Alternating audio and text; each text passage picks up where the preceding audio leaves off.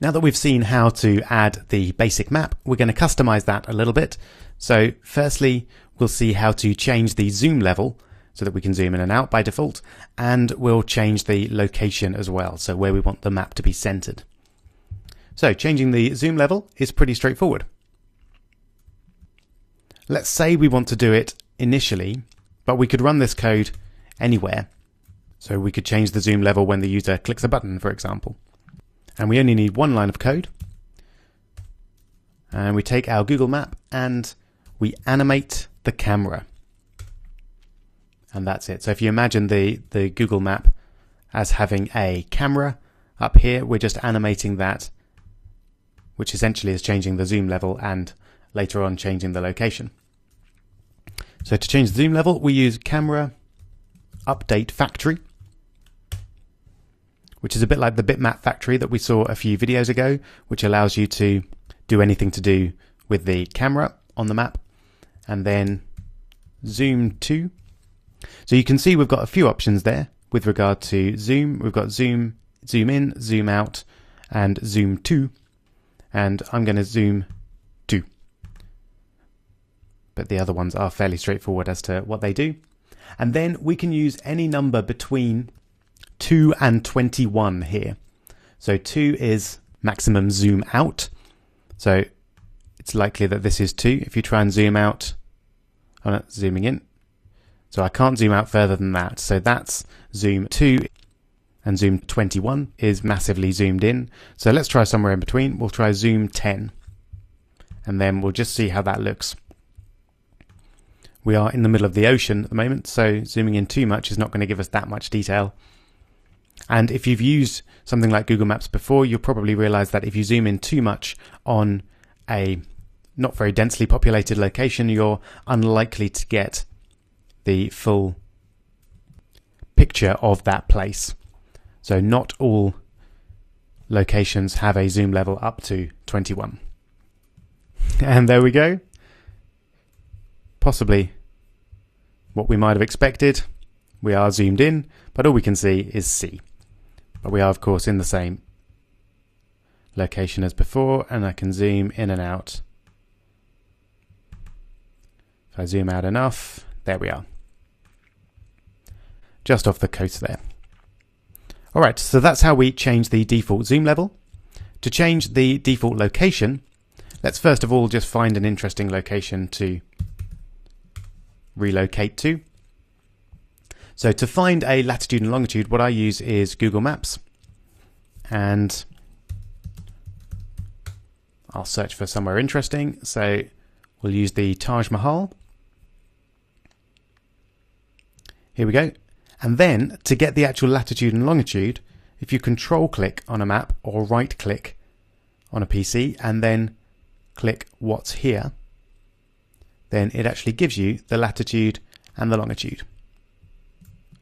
Very useful. So I'm going to keep those. And then you may have noticed when we were doing the zooming that there was a new lat lung zoom. So this allows you to enter a latitude and a longitude and a zoom level all in one go. So let's do that. So new latitude, longitude, and zoom. And then I'm just going to paste those numbers in. So there's my latitude, there's my longitude, and let's go for a zoom level of 15. Okay, so there's all our data. It's not quite in the right format though. We need to actually create an object type of lat lung. So we'll do that using new lat lung, and then we just create the lat lung with our latitude, longitude like that. And then I think we've got one more close bracket. Okay, so that should give us a fairly zoomed in view of the location of the Taj Mahal. Let's take a look. And there we go, just what we wanted. So we can of course zoom around and zoom out and in exactly the same way.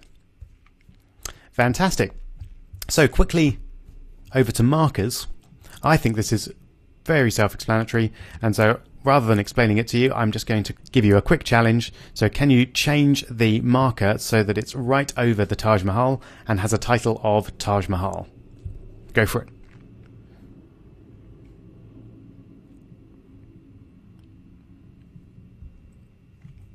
I'm sure you managed to do that.